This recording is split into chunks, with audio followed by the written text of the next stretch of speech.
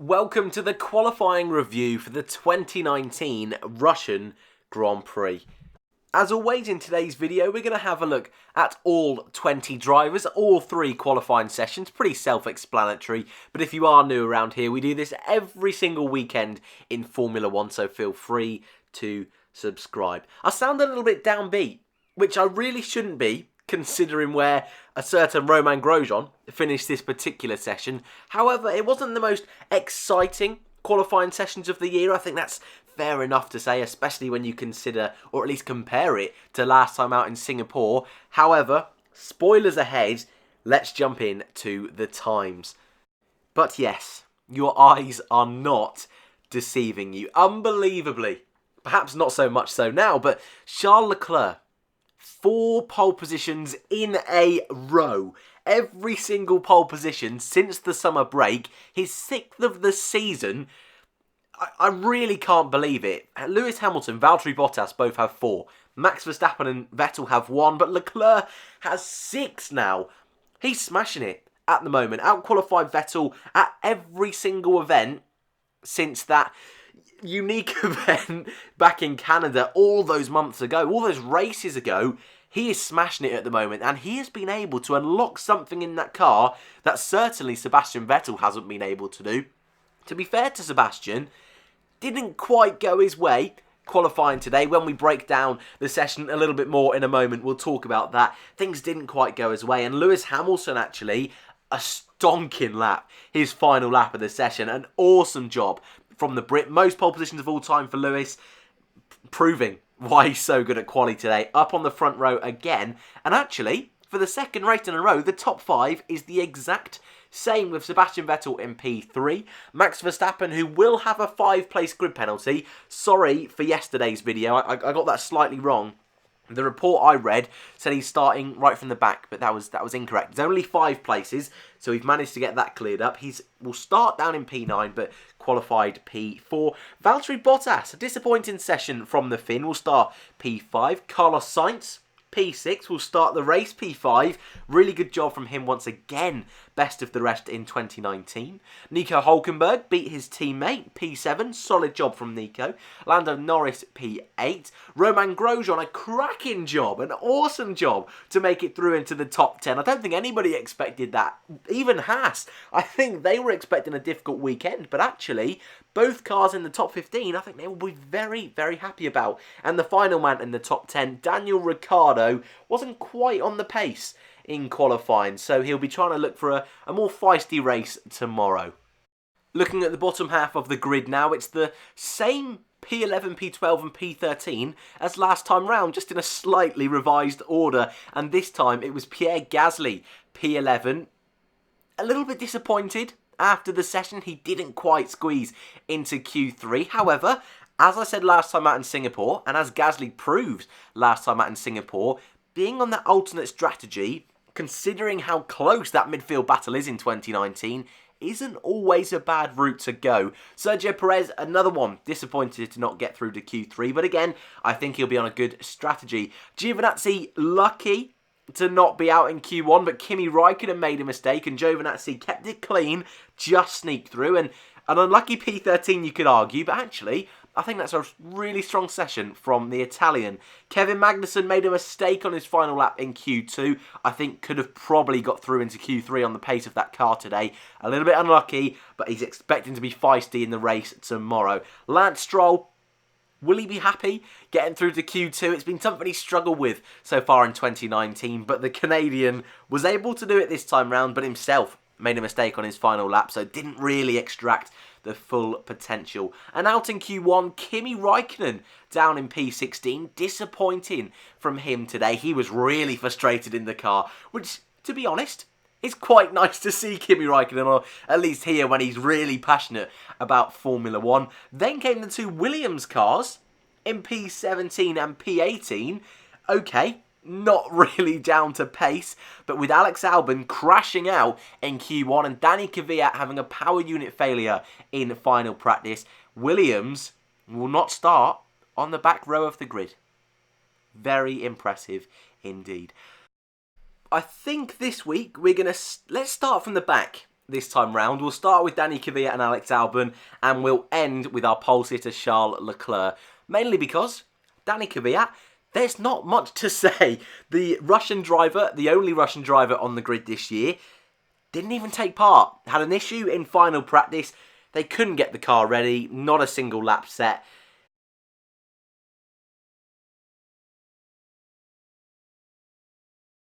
Poor Danny. I feel for him so much. His home Grand Prix, first of all, the FIA didn't allow him to change helmet, to race a special helmet. Bizarre. There is a rule there that you can't change it too many times, and supposedly he's already changed it too many times this year, so he'll be disappointed at that. But then to not even get out in qualifying, start from the back, at least Alex Albon made the mistake, so he'll be fighting with the Red Bull and be able to prove himself.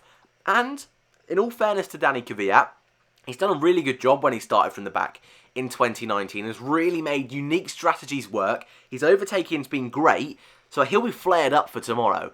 Alex Albon, I haven't really got a bad word to say about Albon's life so far in Red Bull. However, today wasn't great.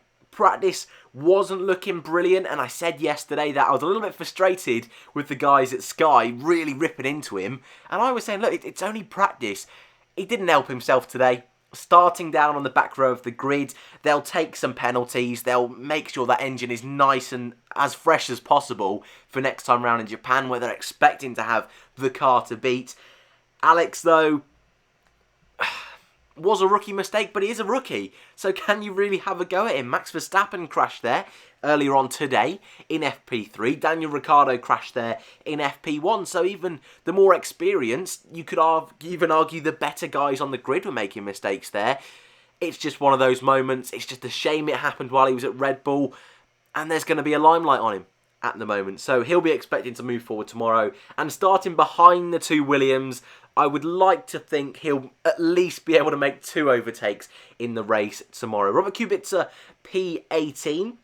Not really much to say from both the Williams boys, actually, with George Russell in P17.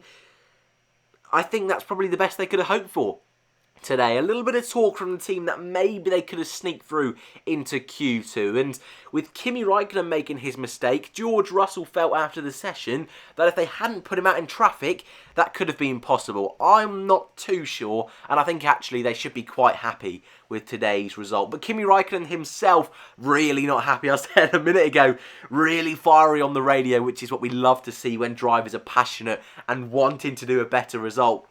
And Kimi at the moment is on the back foot. I've not said that for a while in Formula 1, but Giovinazzi has the edge at the moment, and whilst it looked like Raikkonen was going to be the lead Alfa Romeo in quali, made that mistake on the final corner of his lap in Q1 and was out in Q1. And we've not seen that for quite a long time with Raikkonen.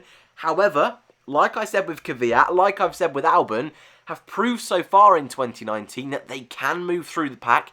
They're good at overtaking, and never discount points or count out the possibility of points with Kimi Raikkonen. Lance Stroll through to Q2. I think he'll be happy with that, but behind Sergio Perez once again in 2019. Kevin Magnussen, he'll be disappointed. I think one of the more disappointed drivers on the entire grid, mainly because this is the circuit he's gone well at the past. And so far this weekend, he looked to be the better of the two Haas cars. And this is the first time, I would argue, since Austria, that this car has really shown a good bit of pace. I said yesterday, and even in our preview, that the temperatures and the circuit design and layout should suit that Haas car quite nicely. I'm surprised Grosjean got through to Q3. But I'm more surprised that K-Mag, who I read the press release after the race, and the team have said that a little bit like Albon, a little bit like Kubica in Q1, just caught a bit of a tailwind at the end of turn 13, went wide, lost a whole host of time, and didn't really set a representative lap. So K-Mag will be disappointed. Giovinazzi, however, P13, I think he'll be very happy. As I said earlier, was right on the bubble to be out of Q1. So Gio again, proving he can do a solid job and really helping his chances to stay next season. Sergio Perez, another driver I think will be disappointed. Quite a few of them today, but just that's the nature of the midfield at the moment. It's that close, At one point, the gap, I believe, between 6th place and 12th place was was a tenth or 2/10. I mean, it was madness. We never see that in Formula 1. Perez, he's gone well here before. Podium back in 2016. A lot of you in our preview, and we spoke about it yesterday in our practice report, predicting Perez to have a really strong race, maybe even have a sniff of the podium. And earlier on in the weekend, the Racing Point looked to be the midfield car to beat, but McLaren definitely seemed to find a bit of pace today, likewise with Haas. So a P12 for Perez, it's okay. Pierre Gasly, second Red Bull car, if you consider the fact that if you consider the fact Toro Rosso a Red Bull car. As I said earlier, strategy will play into his hands, I think. The Toro Rosso doesn't look too bad. The Honda engine, in fact, looks quite good. So I'm confident Gasly can, with a good strategy, with good overtaking, can get some points tomorrow. Daniel Ricciardo, another disappointed driver. There's a real theme going on here today in Russia. P10, behind Nico Hülkenberg. Ricciardo, a whole host of drivers actually, were able to seal the qualifying battle at this particular weekend, but Hülkenberg up there in P7. We'll start the race tomorrow in P6, thanks to Verstappen's penalty. Yeah, Ricciardo definitely seems to be one of those drivers, at least in my opinion, that's better in the race than he is in quali, so definitely don't count him out to score big points tomorrow, but room for improvement, I think, for Danny Rick is fair to say. Romain Grosjean qualifies P9, but will start P8. I cannot remember, for the life of me, the last time Romain Grosjean was in the top 10. He was thrilled. Gunther Steiner was thrilled. The whole team were thrilled. And that's a lovely thing to be able to see. There's a buzz on social media, a buzz about them in the post-race interview, or post-quali interviews, in their press releases. So much backlash for keeping Grosjean. And tomorrow, as the drivers always say, the race is long. You score the points on the Sunday. But this is a step in the right direction. Grosjean, I believe, has been reverted again this weekend to the Melbourne spec car. Don't take my word for gospel there, because they seem to be chopping and changing all the time. So I'll try and do a bit of research after this, and if I find something, I'll put it in the pinned comment. However, big progress this weekend from Haas. They've said that they're trying to focus on next year, so the fact they've got into the top 10, they will be thrilled. Lando Norris just behind Hülkenberg, just behind Sainz. That midfield so juicy in 2019. I'm loving it. I think some of the guys in that midfield are loving it, but then to add to the list, I think Norris will be disappointed that he's down in P8. We'll start the race tomorrow, P7. McLaren, though, will start the race P5 and 7. That's really good for them. On a day where they announced as well that they're signing with Mercedes, for 2021. I might do a little video this evening about that. Massive for them. A real positive energy with them. Likewise with Haas at the moment. So nothing to complain about. But they will hope, for the first time since the summer break, they'll be able to score double points this weekend. And so far, they've qualified well, with Albon, you'd imagine, out of reach for a top 5 finish. They're looking good for the race tomorrow, McLaren. Nico Hülkenberg as well proved he's got a bit of pace. He's hungry, like many of the drivers are at the moment, to prove himself for next year. But that midfield fight tomorrow, I have a funny feeling it's going to be one of the best of this season. Moving on to the top 5, Valtteri Bottas. What have we got to say about him today? The first ever time he's been out-qualified by a teammate in Sochi, a track he usually goes very well at. But Jonty's Corner said something all the way back after the summer break when he was announced he would be staying at Mercedes, and told me about the legend of the Valtteri Bottas contract or post-contract performance. I can't remember what he called it, but I think he's right. He really seems to now in this second half of the season be slowing down a little bit. Lost a bit of that mojo, and to be fair to him, it wasn't looking diabolical. Made a mistake on his final run, however, and so the gap is a little bit more inflated than it probably should have.